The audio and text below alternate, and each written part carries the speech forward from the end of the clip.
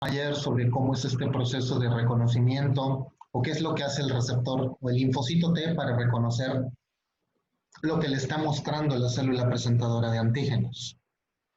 Mencionábamos algunas tecnologías que se han desarrollado para precisamente identificar más anticuerpos o para desarrollar más anticuerpos.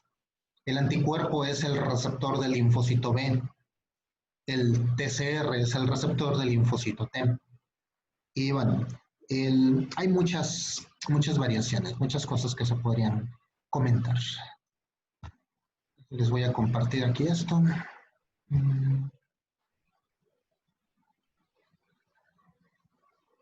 Esta tablita la habíamos ahí señalado un poquito ayer. Con esto habíamos cerrado.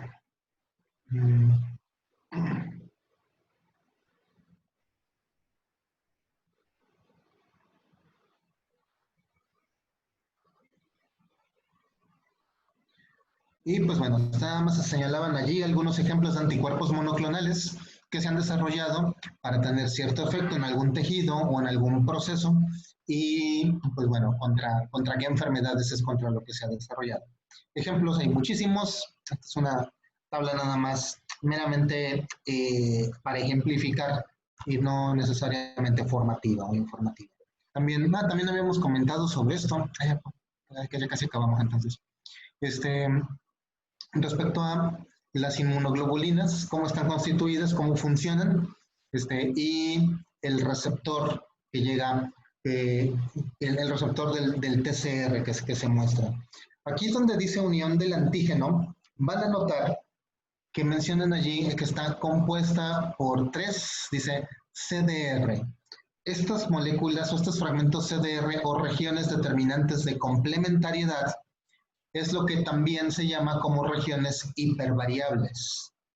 Tanto el receptor TCR como la inmunoglobulina, que ambos tienen hendiduras, y en esas hendiduras es donde se va a colocar el antígeno que va a ser reconocido, pues resulta que hay una región, que es esta CDR o región hipervariable, que va a ser tan distinta como cada microorganismo. O sea, en el caso de las inmunoglobulinas y en el TCR, el tallo de la inmunoglobulina o el tallo del TCR siempre es el mismo, no va a variar. Y las inmunoglobulinas, pues bueno, va a ser cualquiera de estas inmunoglobulinas que tenemos. Y esa es la región, digamos que de la parte de la cadena pesada, que es la porción que inicia, digamos, este receptor. Pero después sigue una región variable que va a variar, como en el caso de las inmunoglobulinas, dependiendo el antígeno. Pero además de la región variable, más arriba, o sea, más al extremo, está la región hipervariable. Esta región hipervariable es la región CDR, que se señala aquí. Y esta es la que va a identificar las variaciones más finas que pueda haber entre los distintos antígenos. Obviamente, todo esto que viene señalado aquí va a estar determinado por genes, por distintos genes. Bueno, pero antes de llegar a eso, esta pequeña imagen que se muestra aquí, lo que se está observando es un proceso de maduración o un proceso, los pasos que van siguiendo los precursores de los linfocitos para llegar a sus formas maduras. De primera intención tenemos, antes incluso que esto, que donde dice progenitor del linfocito común, antes de eso, lo que tendríamos sería una célula madre hematopoyética, una stem cell.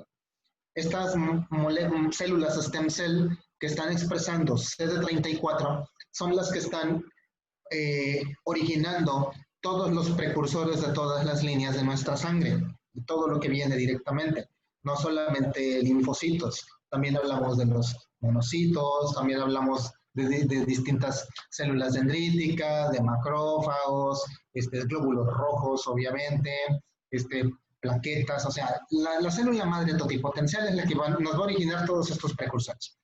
Y uno de esos precursores es el progenitor del linfocito común. Es la célula que origina a todos los linfocitos, a todas las estirpes histológicas, es el progenitor del linfocito común, que a veces también se le denomina simplemente como una célula o precursor linfoblástico. Este precursor linfoblástico o progenitor del linfocito común nos va a dar con distintos procesos genéticos, distintos procesos o mecanismos, nos va a dar origen a algunas otras variantes o subespecies de células, que son los prolinfocitos.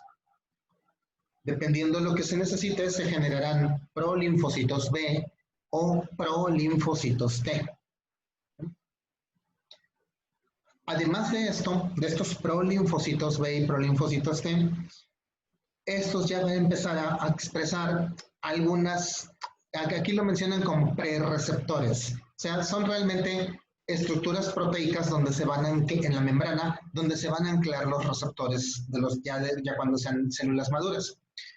Si estos prolinfocitos que se acaban de generar no están expresando bien estos prereceptores o no están expresando bien estas proteínas de superficie, pues simplemente se van a degradar, van a entrar en apoptosis, van a eliminarse.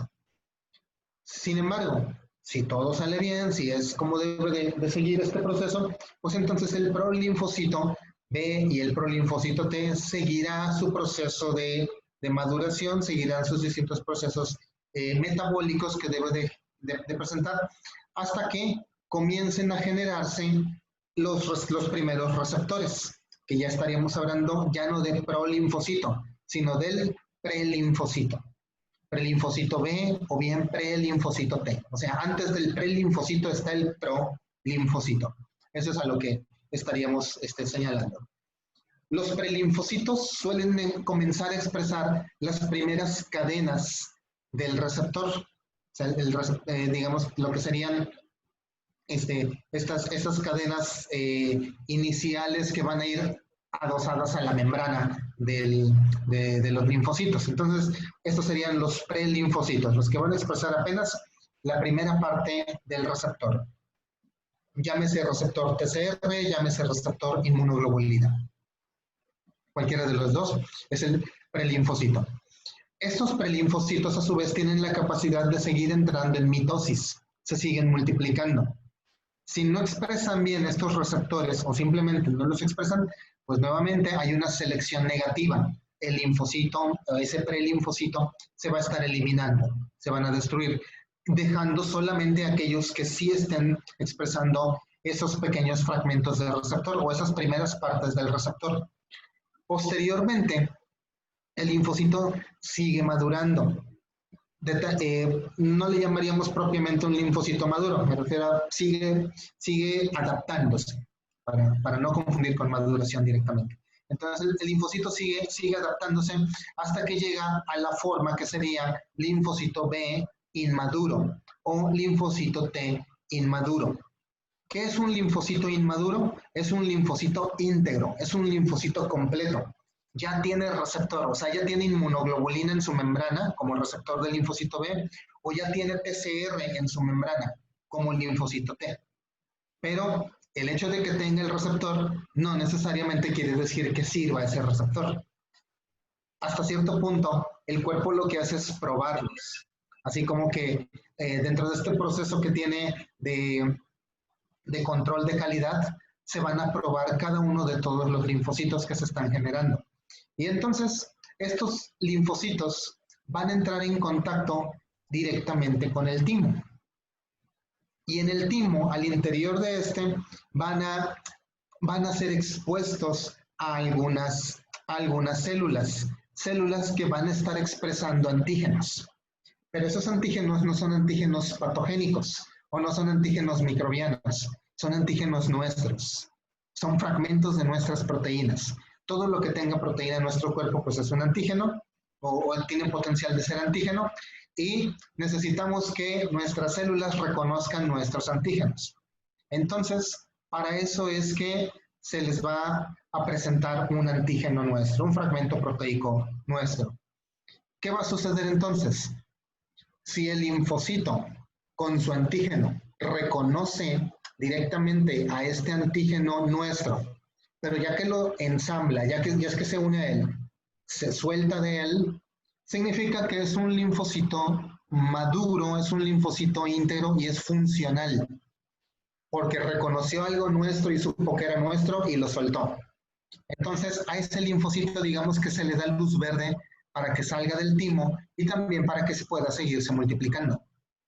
Pero si el linfocito, cuando se le muestra el antígeno nuestro, lo reconoce de una forma fuerte, de una forma intensa, y no se puede liberar de él, de ese antígeno, entonces ese linfocito tiene un riesgo de que si sale a la circulación pueda llegar a reconocer una célula nuestra o un antígeno nuestro y se ponga a atacarlo, desarrolle todo el proceso de adaptación para atacar ese tipo de células, que es lo que no queremos.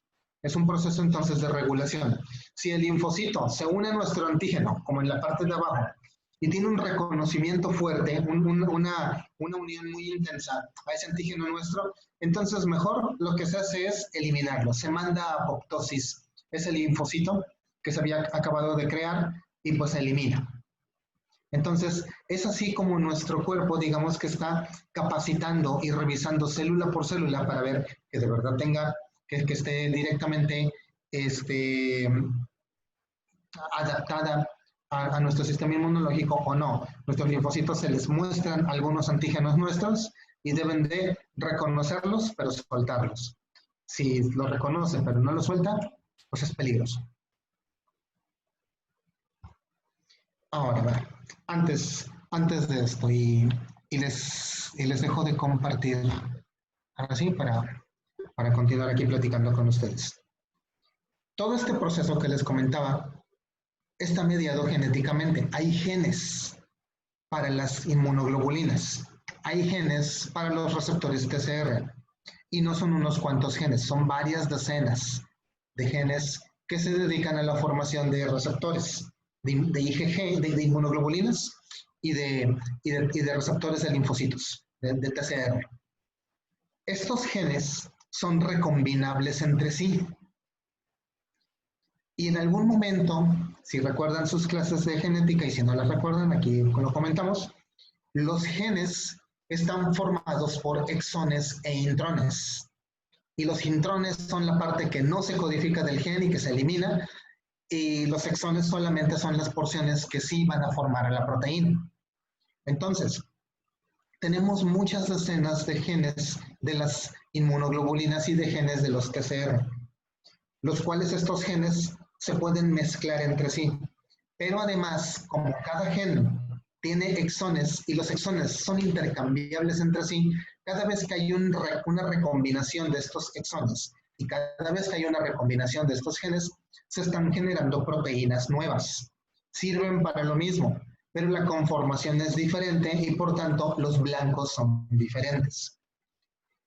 La enzima que se encarga de recombinar a los genes de las inmunoglobulinas y de los TCR la denominamos como BDJ recombinasa. B chica DJ. Y este BDJ se denomina BDJ directamente porque está combinando los genes de las cadenas que se denominan cadenas variables, de las cadenas de diversidad y de las cadenas de unión. La abreviatura, la primera letra de la abreviatura en inglés. Por eso V, la D y la J. J de giant. Entonces, esta BDJ recombinasa es una enzima a su vez que se crea por otras dos proteínas. Unas proteínas que vienen también, obviamente, determinadas genéticamente, y estas proteínas se denominan RAG1 y RAG2. RAG1, RAG2. Los productos de RAG1 y RAG2 se unen y eso le llamamos BDJ recombinasa. Y esta enzima se encarga de revolver, de recombinar todos los fragmentos de los genes para generar combinaciones nuevas. Las personas que tienen mutaciones en RAG1 o en RAG2 no pueden recombinar sus inmunoglobulinas ni pueden recombinar sus receptores TCR. Tienen un reconocimiento anormal de antígenos y por tanto tienen inmunodeficiencias también.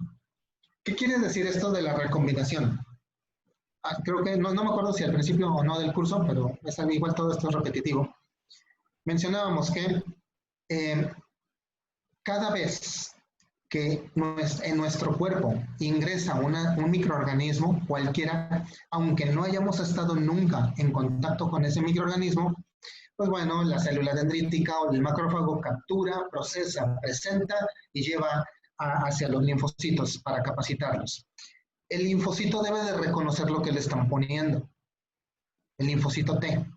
Y entonces, gracias a la BDJ recombinasa, recombina todos sus genes de las cadenas variables, de las cadenas de diversidad y de las cadenas de unión de sus TCR para generar una combinación única, tratando de reconocer a ese antígeno que le están poniendo. El linfocito B, por su parte, cada vez que entra un microbio nuevo, también sus inmunoglobulinas, que están formadas por cadenas pesadas y cadenas ligeras, están también determinadas por varias docenas de genes recombinables entre sí, tanto entre los exones como entre los distintos genes. Y se tiene que generar una combinación. La BDJ recombinasa lo que hace es corta un fragmento de uno, corta un fragmento de otro y empata una proteína o empata un gen que se vuelve proteína. Y eso sale directamente a la circulación como inmunoglobulina para irse a pegar al microbio. Que no se pega, bueno, no importa. La BDJ recombinasa vuelve a combinar otra vez todos los fragmentos de los genes hasta generar una molécula nueva. Y esa vuelve a salir a la circulación para reconocer el microbio. Pero no es una única célula, son varias decenas de células o varios miles de células que están haciendo lo mismo. Están recombinando, están produciendo un anticuerpo, una inmunoglobulina que la sacan a la circulación para que se vaya a pegar al microbio. Y esto lo están haciendo todo el tiempo, constantemente. Están generando copias y copias y copias de un anticuerpo para ver si alguno pega. Esto es mero azar. Nada más es aleatorio. Solamente están generando combinaciones para ver si alguna pega. Ya sea que pegue por el TCR para que se una al complejo principal de histocompatibilidad de lo que le están presentando, o una inmunoglobulina le llegue a pegar al microbio. Y así lo van a estar haciendo miles y miles de veces, muchas veces durante el transcurso del día prácticamente, o conforme van moviéndose las horas y los minutos. Va a llegar un momento en que un anticuerpo o un TCR van a poder reconocer al patógeno que se acaba de meter o que se está internalizando en nuestro cuerpo. En el momento en que la BDJ recombinasa haya creado la combinación perfecta para ese microbio, se van a producir señales de citocinas para avisarle a todas las demás células cuál es esa combinación que funcionó. Y ahora todas las células van a formar el mismo anticuerpo contra ese microbio. O todos los linfocitos T van a expresar el mismo receptor TCR para ese mismo anticuerpo, para ese mismo antígeno. Y esto origina que tengamos una inmunidad bien específica para cada microbio. No importa el microbio que haya entrado. Si es muy extraño, lo único que necesitamos es el tiempo suficiente para poder generar el receptor TCR o el anticuerpo, inmunoglobulina, que vaya a pegarle directamente a ese microbio.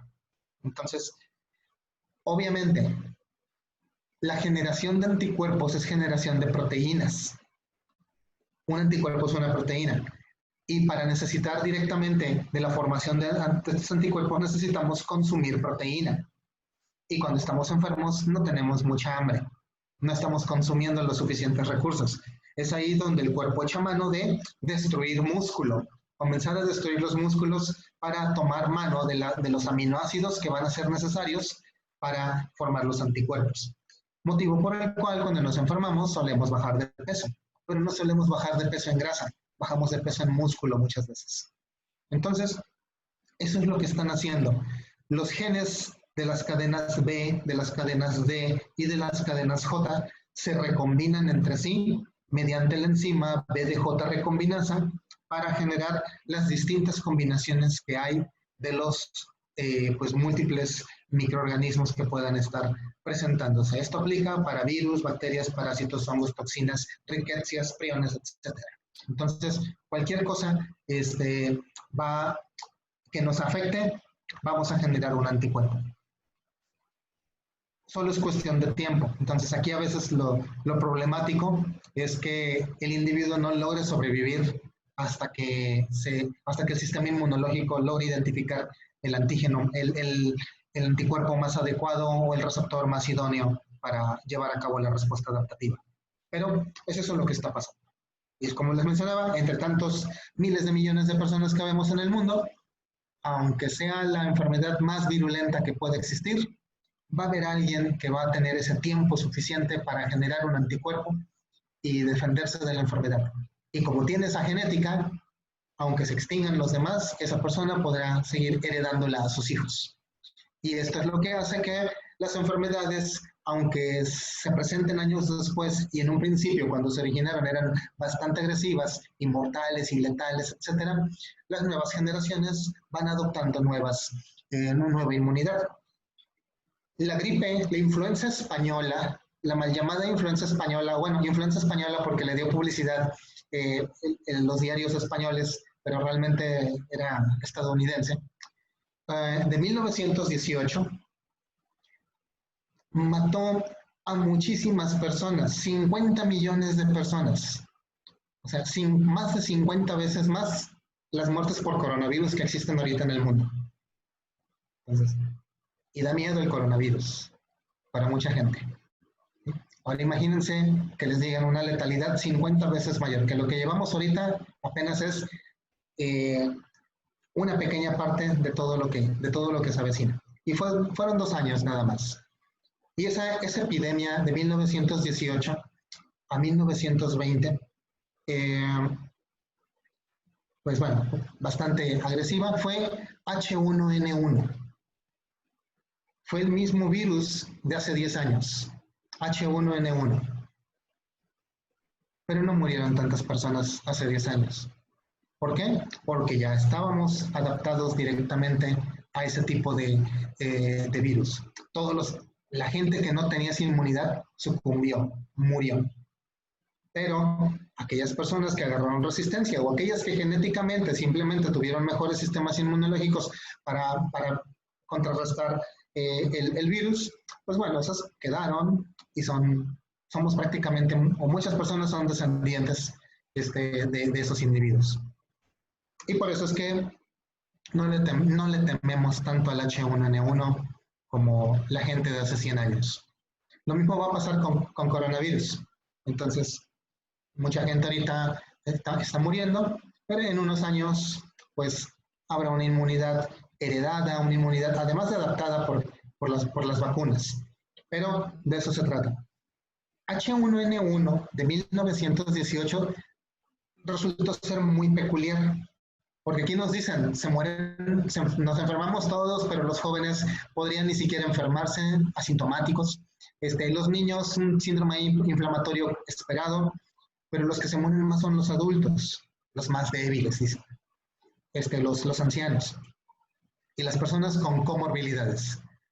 La influenza de 1918, el principal grupo de personas que morían eran los jóvenes entre los 18 años y los 40 años. Esos eran los que se morían. Y cuando se enfermaban, el promedio de la primera manifestación clínica al deceso estaba entre 8 y 18 horas. Era así de rápido. Pero los ancianos no murieron tan rápido. E incluso mucha gente adulta no murió. Eran los asintomáticos. Se enfermaban los que iban a las escuelas, pero en las familias solían sobrevivir los padres o los abuelos. Obviamente esto no es una generalidad, ¿no? Pero eso es algo que se veía.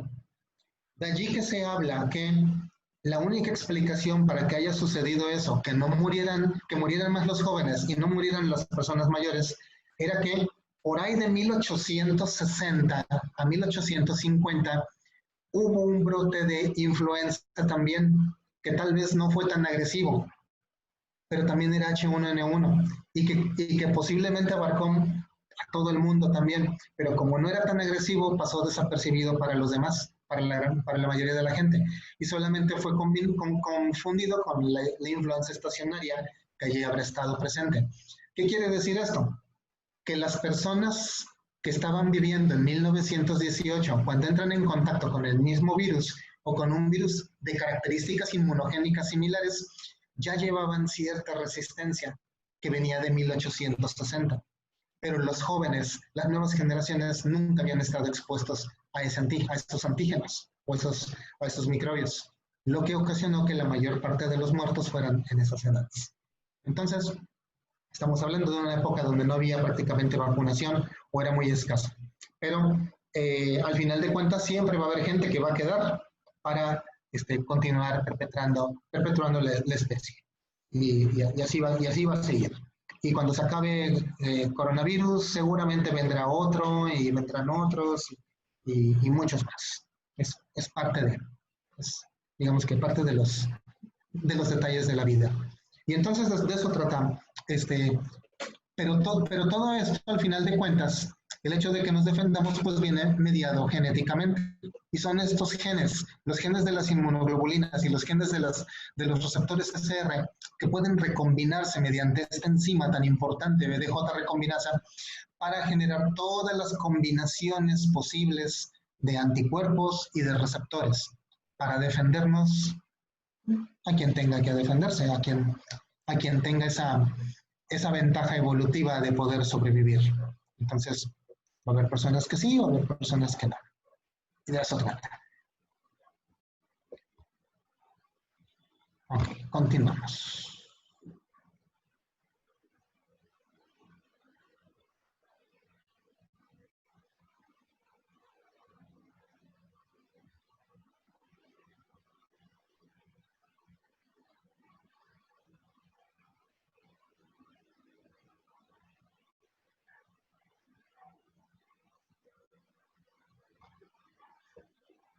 Bien.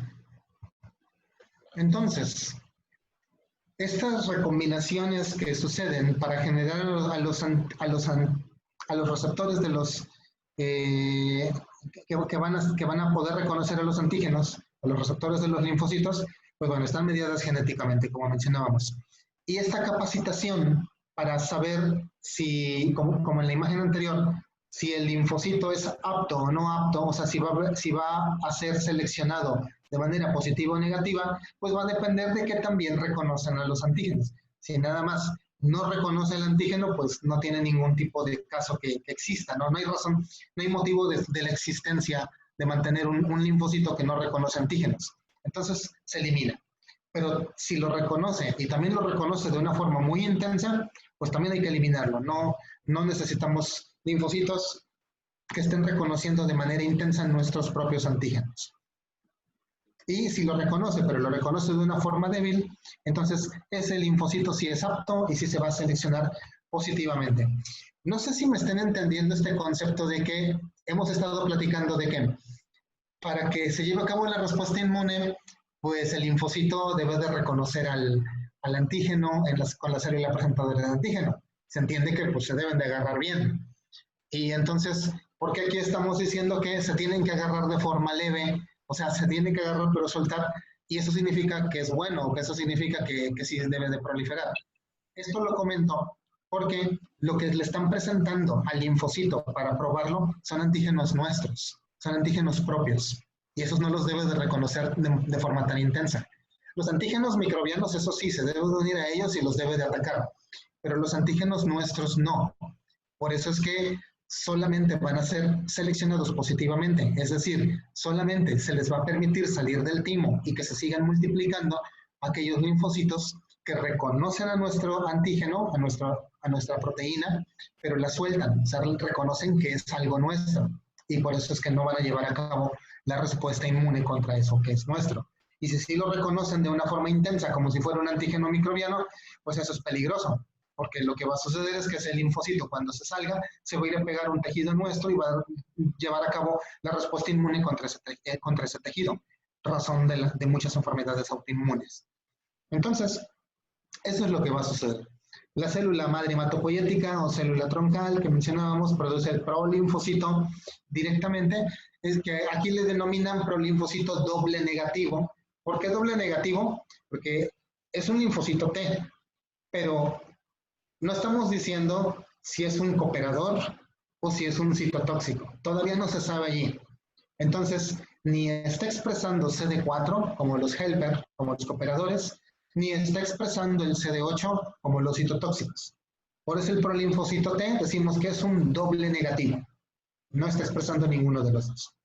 Pero este prolinfocito va a sufrir algunas reacciones posttraduccionales, va a seguir su proceso metabólico y va a llegar al prelinfocito.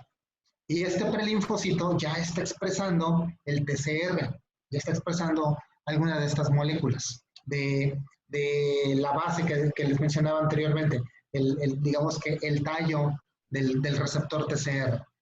Y después este prelinfocito pues termina generando su proceso de desarrollo, de crecimiento, y ahora hay que madurarlo, hay que checar esa maduración. La maduración consiste en que ya tenga su receptor completo. Entonces, este linfocito directamente le llamaríamos ahora que es un doble positivo. Expresa tanto CD4 como CD8. Ya después, dependiendo de los antígenos, bueno, se dividirá entre que si va a ser siempre un CD4, elimina el CD8, o si va a ser un CD8. O sea, ya después se definirá si será un cooperador o será un citotóxico. Entonces, se van a reconocer con las células presentadoras de antígeno, obviamente. Que ahí en amarillo viene como APC, la célula presentadora de antígeno.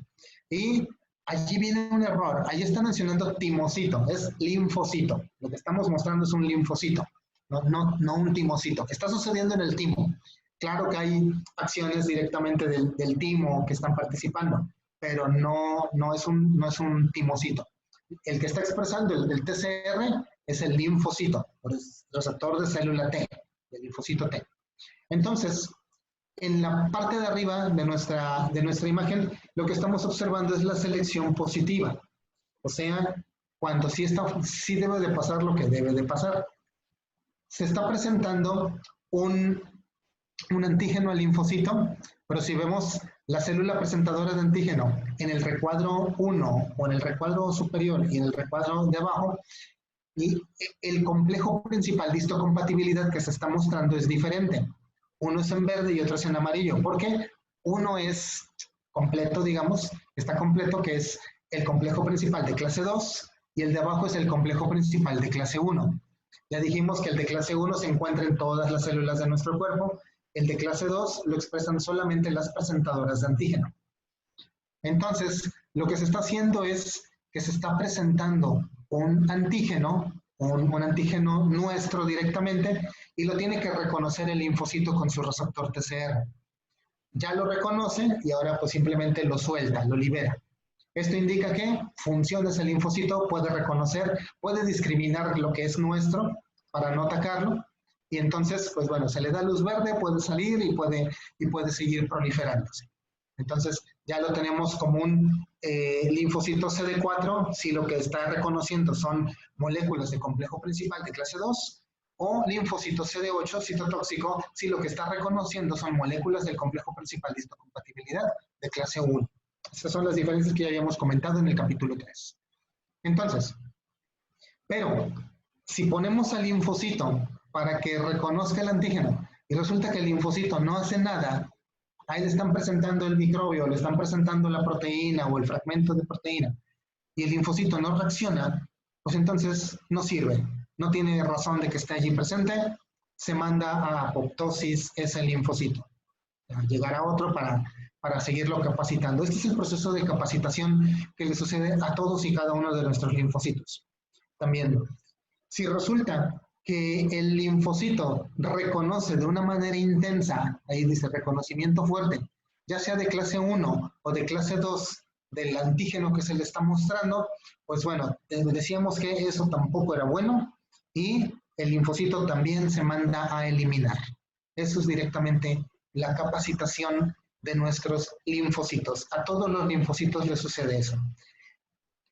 Posteriormente vamos a platicar de algunos de estos linfocitos T que si reconocen el antígeno, pero se unen muy fuerte, a veces se les da una segunda oportunidad, así como que vuelvan que degraden ese tipo de receptores y vuelva la recombinasa a generar un receptor nuevo para que se esté mostrando otro nuevo receptor. Y si funciona bien ahora sí, de que se une y se despega del antígeno nuestro, pues está perfecto. Es una selección positiva, se le da luz verde para que siga funcionando, para que continúe. Pero si la célula sigue todavía con esa situación de que no de que no puede formar un buen antígeno, un buen receptor contra los antígenos, a veces lo que se le indica es que salga de la célula, pero sufre algunas modificaciones, o sea, se activan otras proteínas para generar a unos linfocitos T que se llaman linfocitos T reguladores o linfocitos TREC, porque juntan el T y el REC de regulador. Los linfocitos TREC, comentábamos en el capítulo 2 del texto, que son los linfocitos que se encargan de aminorar, de regular la respuesta inmune para que no sea tan intensa. Cuando ya se está venciendo la enfermedad, los linfocitos T reguladores pueden disminuir o pueden mandar señales para disminuir la intensidad, que después vamos a ver cómo se lleva a cabo este proceso. Entonces, esto es lo que está sucediendo directamente en los, al interior del timo y en la capacitación de los linfocitos. Ahora, la célula presentadora de antígenos habitualmente lo que hace es captura microbios, los procesa, los destruye y muestra el antígeno. Pero como aquí se está capacitando a los linfocitos y lo que se está mostrando son células nuestras, o son antígenos nuestros, perdón, no puede la célula presentadora de antígenos andar matando células nuestras para procesarlas y presentárselas a cada uno de nuestros linfocitos. Entonces no tendría razón de ser eso. Lo que sucede aquí es que hay una proteína que se denomina proteína aire, así como se escribe la palabra aire, así que viene mediada por un gen que se denomina gen aire, y esta proteína se encarga de formar o de generar combinaciones similares a proteínas nuestras y crea combinaciones diferentes, las cuales se pueden unir al complejo principal de histocompatibilidad de clase 1 o de clase 2 para mostrarse a los receptores de células T de nuestros linfocitos. Esto origina que con este tipo de proteínas aire se pueden generar combinaciones para capacitar a nuestros linfocitos. Cuando tenemos mutaciones o cuando hay personas que tienen mutaciones en este tipo de proteínas, no expresan esos antígenos tan diversos y por tanto los linfocitos no se capacitan. Y esto origina que haya una alta tasa de enfermedades autoinmunes también. Hay personas que tienen una enfermedad autoinmune, por ejemplo, artritis reumatoide, o lupus, o síndrome de Sjögren, o espondilitis anquilosante, o muchas otras más que vamos a ir comentando.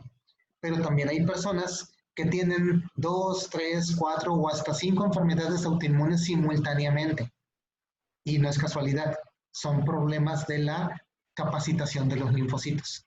Fueron mal capacitados y esos linfocitos están reconociendo tejidos nuestros y los están dañando también. Entonces, pues de eso se trataba. No sé si tengan algún comentario o algo que quisieran comentar de esto o de otra cosa.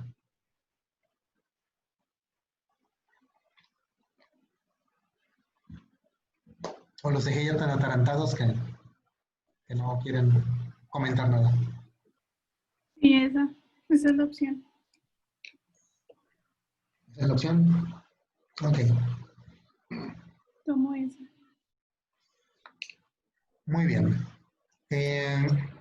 ¿Dudas respecto a sus exposiciones del viernes?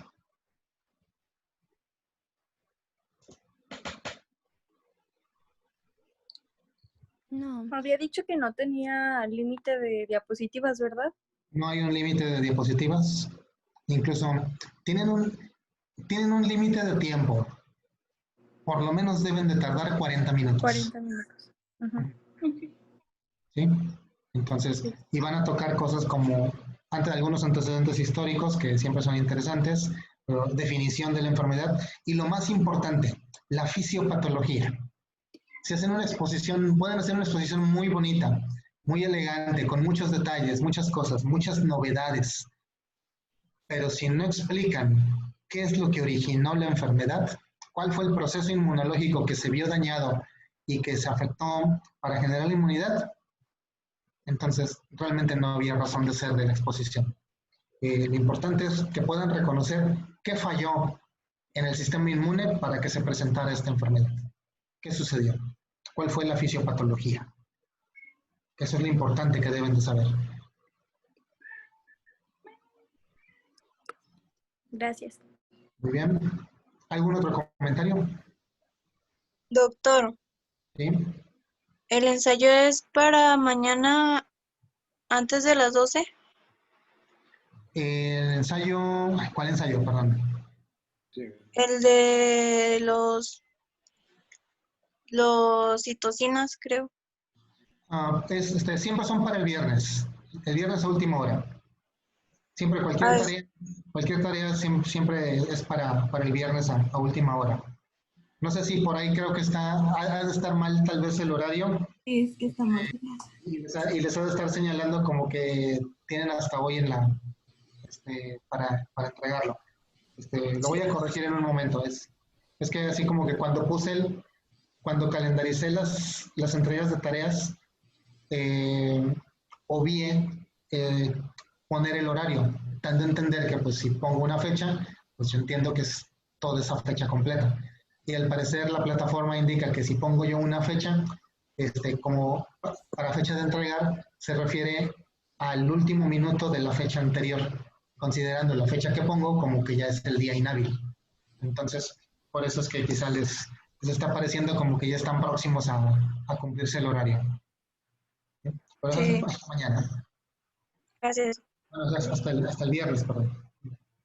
Ok, pues eso sería todo, jóvenes. Entonces, nos vemos. Gracias, doctor. Gracias, doctor. Hasta el viernes. Presentaciones. Doctor. Gracias, doctor. Muy bien. Gracias, doctor.